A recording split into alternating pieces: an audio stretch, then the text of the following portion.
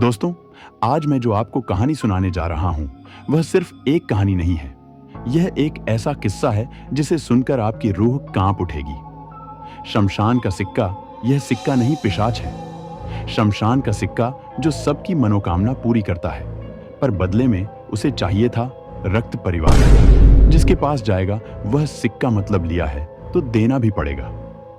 क्या है सिक्के की भयानक कहानी आपको सोचने पर मजबूर कर देगी, तो पूरे वीडियो पर बनी रहिएगा, क्योंकि अब शुरू होने वाली है पिशाचनी और शमशान का सिक्का की वह दिल दहला देने वाली कहानी, जिसे सुनकर आपका भी रोंगटे खड़े हो जाएंगे। यह कहानी है बूटराड़ा गांव की। रात का घना जंगल, झींगरों की आवाज, हवा की सरसराहट, दोनों के पास बड़ी बड़ी पोटली, पसीने से तरबदर भरी सांस लेते हुए दो चोर चले जा रहे हैं। आज तो भगवान ने सुन ली, इतनी बड़ी चोरी, इतने गहने, यह सब बेचेंगे तो हफ्तों तक खाएंगे पिएंगे, अब तो आराम ही आराम है। कहा था ना चीनू, आज मेरा दिमाग काम करेगा। गांव का सबसे अमीर घर चुना था मैंने, और देख, एक भी आदमी को शक नहीं हुआ। चल चीनू, कुछ ऐसी जगह पर चलते हैं जहां हम इस सारे माल को छुपा सके। थोड़ा और जंगल के भीतर चलते हैं, कोई ना कोई जगह तो मिल ही जाएगी। चीनू को थोड़ी घबराहट होने लगती है। वो अपने चारों तरफ देखा है कि शायद कोई उनका पीछा कर रहा है या कोई उन्हें छुप कर देख रहा है। हाँ, पर अंकित, एक बात कहूं, ये रास्ता कुछ अलग लग रहा है। इससे पहले हम कभी इस तरफ से नहीं गए थे ना? अरे पगले, रास्ते का क्या है, जंगल के रास्ते सब एक जैसे होते हैं। चल जल्दी कर, सुबह होने से पहले सब कुछ छुपा देते हैं। दोनों एक घनी झाड़ियों के भीतर चले जाते हैं और एक है समतल जगह देखकर वहां बैठ जाते हैं। सारे चोरी किए हुए माल को एक जगह पर रखते हैं। हाँ, ये ठीक जगह है चीनू। इन झाड़ियों में कुछ माल को छुपा देते हैं और कुछ को अपने साथ ले चलते हैं। हाँ, तुमने ठीक कहा, यही जगह ठीक है। कभी कभी इंसान जाने अनजाने में ऐसे रास्ते पर चला जाता है जहां से लौटना मुश्किल हो जाता है। यह कहानी है दो शातिर चोर। चीनू और अंकित की चोरी करना उनका पेशा था। रात का अंधेरा उनके लिए ढाल था और जंगल उनका छुपने का ठिकाना। अबे ये क्या? ये तो कोई श्मशान घाट है रे। हम गलती से श्मशान घाट पर आ गए हैं। अरे हाँ, ये तो कोई शमशान घाट है रे। नहीं नहीं, हम कहीं और चलते हैं, ये जगह सही नहीं है। अरे रुक जा चीनू, इतना भी क्यों डरता है? इससे अच्छा जगह और क्या ही मिलेगा। जहां लोग आने से डरते हैं, कोई आता जाता नहीं है। अगर हम ऐसी जगह अपने माल को छुपाएंगे तो कोई ढूंढ ही नहीं सकता। पर मुझे लगता है कुछ तो गलत हो रहा है या कुछ गलत होने वाला है। अरे चीनू, तेरा यह रोना धोना बंद कर चल। अब जल्दी से सारे माल को यहाँ छुपा देते हैं और यहाँ से निकल जाते हैं। दोनों अपने चोरी किए हुए माल को झाड़ी में छुपाने लगते हैं कि तभी अंकित की नजर एक चमकती हुई चीज पर पड़ती है जो समाधि के ऊपर चमक रही थी, और उसे चीज को समाधि के ऊपर किसी चीज से चुनवा दिया गया था। चीनू रुक, यहाँ पर देख। अरे इस समाधि के ऊपर कुछ चमक रहा है। ये तो कोई सिक्का है रे। छोड़ दे अंकित, यह जगह ठीक नहीं है। ये समाधियां, उसके ऊपर यह चमकता हुआ सिक्का। अरे मूर्ख, चमकती चीज मतलब सोना या चांदी हो सकती है। तो कितना डरता है रे? ये सब तेरा डर ही तुझे गरीब बनाया है। चल, मैं खुद ही से निकाल लेता हूं। अंकित ने चीनू की बात अनसुनी कर दी। अंकित उसे समाधि से चमकता हुआ सिक्का को निकाल लेता है। जैसे ही अंकित का हाथ उसे सिक्के को छूता है, सिक्का चमकना बंद कर देता है। अरे देख चीनू, यह एक सिक्का है। लगता है यह किसी पुराने जमाने का सिक्का है। इस तरह के सिक्कों का बाजार में बहुत मांग रहता है। अगर इसे बेचेंगे तो हमें कई रुपए मिलेंगे। नहीं नहीं अंकित, इसे छोड़ दे, यह चीज अच्छी नहीं लग रही है। मुझे तो कोई जादू टोने का सिक्का लगता है। अंकित उस सिक्के को हाथ में लेकर बहुत खुश हो रहा था, जैसे कोई खजाना मिल गया हो। लेकिन तभी उस सिक्के से एक डरावनी आवाज आती है। मुझे छोड़ दो, नहीं तो तुम दोनों बर्बाद हो जाओगे। तूने सुना ये बोल रहा है? अरे डरपोक, तेरे कान बज रहे हैं। सिक्का भला कभी बोलता है क्या? ये हमारा नसीब बदलने आया है। देख लेना, इस सिक्के से हम अमीर बनेंगे। अंकित और चीनू दोनों उस सिक्के को लेकर अपने घर आ जाते हैं। दोनों का एक छोटा सा कुटिया था। उसी में रहकर दोनों रात में चोरी करने के लिए बाहर निकलते हैं। यही उनका दिनचर्या था। अनर्थ घोर अनर्थ, हे देवी मां, हमारी रक्षा करना। मैं अपने परिवार को खोना नहीं चाहता। मेरे परिवार की रक्षा कर वह पिशाचिनी आजाद हो गई है। विनीत डरते हुए अपनी हवेली से बाहर निकलता है, हाथ में एक पुरानी लालटेन लेकर, और सीधा पुजारी के घर के दरवाजे पर आता है। पुजारी जी दरवाजा खोलिए, पुजारी जी दरवाजा खोलिए, एक बड़ी मुसीबत आ गई है। क्या हुआ विनीत जी? आप इतनी रात मेरे घर पर, सब कुछ ठीक तो है ना? कुछ ठीक नहीं है पुजारी जी, वह पिशाचिनी फिर से वापस आ रही है। पहले आप अंदर आ जाइए, बैठकर हम बात करते हैं। पुजारी और विनीत घर के अंदर जाते हैं। तब विनीत ने पुजारी को बताया। पुजारी जी, अनर्थ हो गया, वह दिया बुझ गया है। पिताजी ने मरते समय यह है कहा था कि जब भी यह दिया बुझ जाए समझ जाना कि कोई पिशाचिनी आ रही है। हमारा परिवार खतरे में है। इस समय तुमको पुजारी के पास जाना है। क्या वह दिया अपने आप बुझ गया है? हाँ, वह अपने आप ही बुझ गई है। इसका मतलब हो वह आ रही है। अब वह किसी को जिंदा नहीं छोड़ेगी। पुजारी जी, मुझे इसके बारे में बताएं, मैं कुछ समझ नहीं पा रहा हूँ। पिताजी ने ऐसा क्यों कहा था, और यह पिशाचिनी, इसका क्या रहस्य है? विनीत के पूछने पर पुजारी ने वह बात बताई जो आज से करीब 30 साल पहले घटी थी। गांव श्रापित था। बारिश कई महीने से नहीं हुई थी। खेत सूख चुके थे। प्यास से जानवर मरने लगे थे और एक गंभीर बीमारी ने गांव को घेर लिया। लोग अकारण मरने लगे थे। रामकली का घर, जिसमें केवल रामकली और उसकी पोती बची थी, बाकी सभी की मौत हो चुकी थी। वह सिसक सिसक कर रो रही थी। उसकी पोती ऐसे रो रही थी मानो अभी उसकी जान निकलने वाली है। वह एकदम तड़प रही थी क्योंकि वह अपनी माता पिता और भाई बहन को खो चुकी थी। मुखिया जी, हमारा जीना मुश्किल हो गया है। बच्चे भूख से तड़प रहे हैं। कोई उपाय कीजिए, लोगों को बचाइए। पूरे गांव में बीमारी फैल गई है मुखिया जी। हर घर से कोई ना कोई उठ रहा है। बचाओ इस गांव को। भाइयों, मैं जानता हूँ, मैं हर दर्द को देख रहा हूँ, पर समाधान क्या है यही समझ नहीं आ रहा। माफ कीजिए मुखिया जी, इस समस्या का एक समाधान है, पर उसके लिए हमें उसके पास जाना होगा। पुजारी जी, हमें कहाँ और किसके पास जाना होगा? हमें शमशान जाना होगा। क्या तुम पागल हो गए हो क्या पुजारी जी? अब एक यही रास्ता है, आगे आपकी मर्जी। अच्छा चलो ठीक है, मैं कोशिश करूंगा। आखिरकार रामेश्वर पुजारी के साथ मदद की तलाश में दूर जंगल में शमशान में रहने वाली एक जादूगरनी के पास गया। रात का समय था, चांदनी हल्की थी और चारों तरफ अजीब सी शांति थी और झींगरों की आवाज साफ सुनाई दे रही थी। माया जी, मेरा गांव मर रहा है। लोग भूख और बीमारी से तड़प रहे हैं। कृपया करके कोई उपाय बताइए। तेरा गांव किसी अदृश्य शक्ति के प्रकोप में है। तेरा गांव श्रापित हो चुका है। इसका साधारण उपाय नहीं। तो क्या इसका कोई तोड़ नहीं है? इसका तोड़ है जैसे लोहा लोहे को काटता है, ठीक उसी तरह तुम्हें एक चीज देती हूँ, पर ध्यान रहे इसकी कीमत चुकानी पड़ेगी। मुझे मंजूर है, मैं हर कीमत चुकाने को तैयार हूँ। माया ने एक अजीब सा सिक्का अपने कुंड के पास से उठाकर मुखिया को देते हुए कहा, यह सिक्का साधारण नहीं, इसमें अपार शक्ति है। जब भी समस्या आए इसे बता देना, यह हल बता देगी। इसे तुम किसी गुप्त स्थान पर रखना और उसके सामने एक दिया जला देना। जब दिया जलती रहेगी तुम्हारा काम बनता रहेगा। क्या यह सच में मदद करेगा? हाँ, पर याद रखना, हर शक्ति की कीमत होती है। यह सिक्का इंसानों का रक्त मांगता है। रक्त? इसका मतलब? समय आने पर समझेगा। फिलहाल जाओ, अपने गांव को बचाओ। रामेश्वर सिक्का लेकर गांव आया। उसने सिक्के से उपाय पूछना शुरू किया। मुखिया ने उसे अपनी हवेली के गुप्त स्थान पर रखा। एक दिया जलाकर उसे सिक्का की पूजा करना शुरू कर दिया। कुछ दिनों के बाद गांव में बारिश हुई और लोग बीमारी से मुक्त हो गई।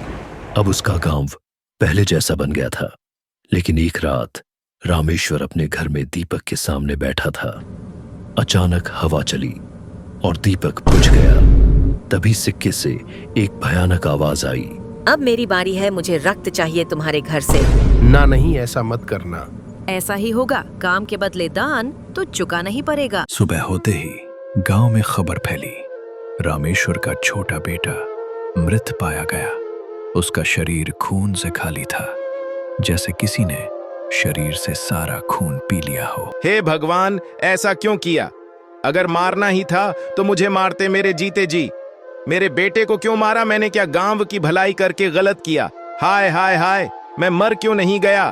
फिर रामेश्वर ने सोचा, मुझे एक बार तांत्रिक के पास जाना चाहिए, नहीं तो यह सिक्का मेरे पूरे खानदान का सर्वनाश कर देगा। मुखिया पुजारी को लेकर माया जादूगरनी के पास आया, पर जादूगरनी की हालत बहुत ही नाजुक थी। ऐसा लगता है किसी ने उस पर हमला कर दिया है। मैं जानती थी तुम मेरे पास वापस जरूर आओगे। वह सिक्का मेरे छोटे बेटे को मार चुकी है, अब और खून मांग रही है। मुखिया, ध्यान से सुनो, उस सिक्के में पिशाचिनी है जो खून मांगती है। उसको तुम्हें वापस नहीं बुला सकती, लेकिन तुम भगवान का नाम लो और उस कमरे के दिया को जलाते रहो। पर याद रहे, वह दिया नहीं भूजना चाहिए। और उस सिक्के को मेरे समाधि पर चुनवा देना। वह किसी के हाथ नहीं लगना चाहिए, वरना अंजाम बहुत बुरा होगा। जादूगरनी ने इतना कहा ही था कि तेज हवाएं बढ़ी और तांत्रिक की सांस रुक गई। तांत्रिक का अंतिम संस्कार करवाया गया किसी ऐसे घने जंगल में। उसकी समाधि को बनाया गया जहां कोई आता जाता नहीं, और तांत्रिक की उस समाधि के ऊपर उस सिक्का को चुन दिया गया ताकि सिक्का कभी भी किसी के हाथ न लगे। पुजारी जी, ध्यान से सुनो, यह सिक्का भूतिया सिक्का है। गलती से भी यह किसी के हाथ नहीं लगना चाहिए। जब तक यह सिक्का इस समाधि पर है तब तक ठीक है। अगर गलती से भी यह सिक्का किसी आदमी के हाथ लग गया, अंजाम बहुत बुरा होगा। कुछ दिन बाद मुखिया भी बीमार पड़ गया। अब उसका बचना मुश्किल था। मरते समय उसने अपने बड़े बेटे को हवेली के गुप्त स्थान पर बुलाया। देखो बेटा विनीत, यह दिया हर समय जलना चाहिए। अगर यह बुझ गया तो तब तुम यह सोचना वह लौट आई है। तब तुम तुरंत गांव के पुजारी के पास जाना, वही तुम्हारी मदद करेंगे। रामेश्वर मुखिया इतना कहकर जमीन पर गिर गया और वहीं आखिरी सांस ली और दुनिया से चल बसा। तो ये थी पूरी कहानी उस श्मशान घाट के श्रापित सिक्के की। अब हम क्या करें? पुजारी जी, दिया बुझ गया है तो इसका मतलब यह है कि वह सिक्का किसी इंसान के पास है। हमें उसे खोजना होगा और उसे वापस उसी जगह पर रखना होगा, वरना सब खत्म। अरे यार, ये बारिश कब रुकेगी? बहुत जल्द, कुछ आधे घंटे में। सामने तकिए के पास रखे उस सिक्के से आवाज आई। सिक्का अब चमक रही थी। यह सब देख दोनों चोर की अब हालत खराब हो रही थी। थोड़ी देर बाद बारिश रुकी। चीनू, यह तो सचमुच हो गया। बारिश रुक गई। ये सिक्के ने जो बोला वह सच हो गया। अरे यार, ये तो बड़े काम की चीज है। इससे तो हम अमीर बन जाएंगे। चीनू, इससे पूछ कल के लॉटरी टिकट का नंबर क्या है। पूछने की जरूरत नहीं, मैं सुन रही हूँ। बाहर कोई खड़ी है, वही तुम्हें लॉटरी की नंबर बताएगी। अरे चीनू, चेहरा क्या देख रहा है? जल्दी से जा, दरवाजा खोल, हम करोड़पति बनने वाले हैं। चीनू पहले से ही डरा हुआ था, इसलिए अंकित खुद उठकर दरवाजे की ओर बढ़ा और दरवाजा खोल दिया। बाहर काली घनी रात थी।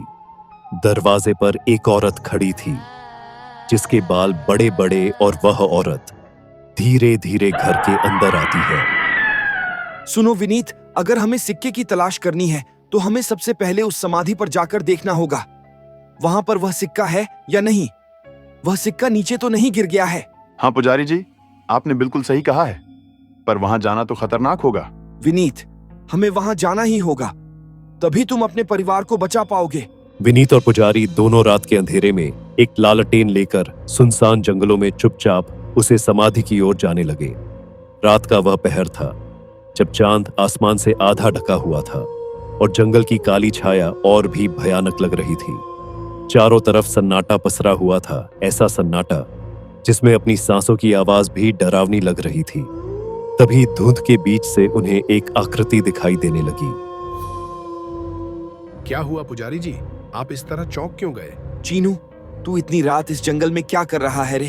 क्या तुम्हें डर नहीं लगता? पहले लगता था, पर अब किस चीज का डर? चीनू, तू हमारा रास्ता छोड़, हम किसी जरूरी काम से जा रहे हैं। मैं भी वहीं जा रहा हूं। तुम्हें ये सिक्का चाहिए था ना? तुम इसी की तलाश कर रहे हो ना? चीनू वह सिक्का दिखाता है। चीनू के हाथ में उस सिक्का को देखकर दोनों दंग रह जाते हैं। विनीत और पुजारी दोनों एक दूसरे को देखने लगते हैं। चीनू, ये सिक्का तेरे पास कहां से आया? ये कोई साधारण सिक्का नहीं है, इसे हमें दे दे। ये मेरा सिक्का है, ये मेरे पास नहीं रहेगा तो और किसके पास रहेगा? चलो वह सिक्का हमें दे दो चीनू। नहीं, तुम दोनों जहां जा रहे हो मैं भी वहीं जा रहा हूं। बेहतर रहेगा कि तुम भी मुझे अपने साथ रख लो। चलो ठीक है, तुम भी हमारे साथ चलो। चीनू, विनीत, पुजारी तीनों समाधि की ओर जाने लगते हैं। कुछ देर चलने के बाद तीनों उसे समाधि के पास पहुंच जाते हैं। चलो, आखिरकार हम समाधि तक पहुंच गए। सुनो चीनू, अब वह सिक्का मुझे दे दे। चीनू का चेहरा बदल जाता है और एक भयानक पिशाचिनी का रूप ले लेता है। चीनू का यह रूप देखकर पुजारी और विनीत का हालत खराब होने लगता है। उनके हाथ पैर कांपने लगे। तुम यहाँ से जिंदा नहीं जाओगे मूर्ख। तुम समझे नहीं, मैं बरसों से प्यासी हूँ। अब तुम दोनों मेरी प्यास बुझाओगे। वरना कौन हो तुम? मैं ही उसे सिक्के में बसी आत्मा हूँ। मैं हूँ पिशाचिनी। तुम्हारी इतनी हिम्मत कि तुम मुझे वश में करने चले हो। नहीं देवी, हमें छोड़ दो। हमें पता नहीं था कि यह सिक्का तुम्हारा है। पिशाचिनी ने अपना खंजर निकाला और उन्हें मारने के लिए उनकी ओर बढ़ी। तभी पुजारी ने हिम्मत जुटाते हुए उसकी आंखों में आंखें डालकर कुछ मंत्र पढ़ा। कालसरा की काली रात बारिश में घुल जा। सुन पिशाचिनी, ये है मेरा सिक्का। जा तू मिट्टी में मिल जा। मंत्र की आवाज से पिशाचिनी कमजोर पड़ने लगी। वह चीखने लगी। अब वह सिक्का भी जमीन पर गिर पड़ा। तब विनीत ने मौका देखकर सिक्के को उठाकर सीधा जादूगरनी की समाधि पर चिपका दिया। ये क्या हो रहा है? मैं कमजोर हो रही हूँ। ये सिक्का वापस दे मुझे। वह सिक्का दे दो। अभी मैं जा रही हूँ, लेकिन याद रखना मैं लौटूंगी और तब कोई तुम्हें बचा नहीं पाएगा। अरे वाह पुजारी जी, ये तो कमाल हो गया। तुमने पिशाचिनी को मार दिया। लेकिन ये कैसे हो सकता है? मतलब आपको मंत्र पहले से पता था, तो फिर आपने मुझसे क्यों छुपाया? बेटा विनीत, ये गुप्त बातें हैं। जब मैं और तुम्हारे पिताजी उसे माया जादूगरनी के पास गए थे तब। मुखिया, एक बात ध्यान से सुनो। मैं एक मंत्र तुमको बता रही हूँ, पर याद रखना इसका तभी प्रयोग करना जब कोई दूसरा उपाय न हो। विपरीत परिस्थिति में ही इस मंत्र का उच्चारण करना। कालसरा की काली रात बारिश में घुल जा। सुन पिशाचिनी, यह है मेरा सिक्का। जा तू मिट्टी में मिल जा। सुनो बेटा विनीत, यह बात तुम्हारे पिताजी ने इसलिए तुम लोगों से छुपाया ताकि तुम मेहनत, ईमानदारी और सच्चाई के रास्ते से आगे बढ़ो। क्योंकि अगर तुम्हें इस मंत्र के बारे में पता चलता तो तुम उसे सिक्के से धन संपत्ति मांगते, और जब वह पिशाच तुम्हारे पास आता तो तुम इस मंत्र को बोलकर उसे भी परास्त कर देते। इस तरह तुम्हारे अंदर धन संपत्ति का लोभ आ जाता, अहंकार आ जाता, जो तुम्हारे पिताजी नहीं चाहते थे। अब तो मुझे मंत्र भी याद हो गया। अब तो मैं इस सिक्के से बैठे बैठे करोड़पति बन जाऊंगा और उसे पिशाच को वश में कर लूंगा। विनीत के अंदर अब लालच जाग गया था। उसने समाधि के ऊपर रखे सिक्के को उठाया और वहां से भागने लगा। अरे विनीत, रुक जा रुक जा। तूने अभी पूरी बातें नहीं सुनी है। छोड़ दे उस सिक्के को, देख तू बहुत पछताएगा। अरे विनीत, रुक जा माया। जादूगरनी की आखिरी बात तो सुनता जा। अरे बेवकूफ, रुक जा। वह मंत्र सिर्फ एक ही बार काम करता है। तू तो मरेगा ही, सारे गांव को भी मरवाएगा। विनीत रुक जा। पुजारी ने बहुत चिल्लाया, पर विनीत ने एक नहीं सुनी। पल भर में वह वहां से गायब हो गया। पर उसे पता नहीं, अब उसके जीवन में एक बड़ा तूफान आने वाला है जो पूरे गांव के लिए काल बनकर आएगा। दोस्तों, यह थी पिशाचिनी और शमशान के सिक्के की खौफनाक कहानी। याद रखिए, लावारिस पड़ी कोई भी चीज, चाहे वह कितनी भी अच्छी क्यों ना हो, उसे कभी भी हाथ नहीं लगना चाहिए, क्योंकि कौन सा रहस्य उसे चीज से जुड़ा है यह कोई नहीं जानता। तो दोस्तों, आज की यह खौफनाक कहानी आपको कैसी लगी कमेंट में जरूर बताइएगा। और दोस्तों, अगली कहानी में किसी का नाम या गांव का नाम बुलवाना है तो कमेंट कर दीजिएगा। और हाँ दोस्तों, चैनल को सब्सक्राइब करना मत भूलिएगा। तो दोस्तों, मिलते हैं नेक्स्ट वीडियो में, इसलिए आप बेल आइकन पर प्रेस कर लीजिएगा ताकि आपको नोटिफिकेशन सबसे पहले मिले।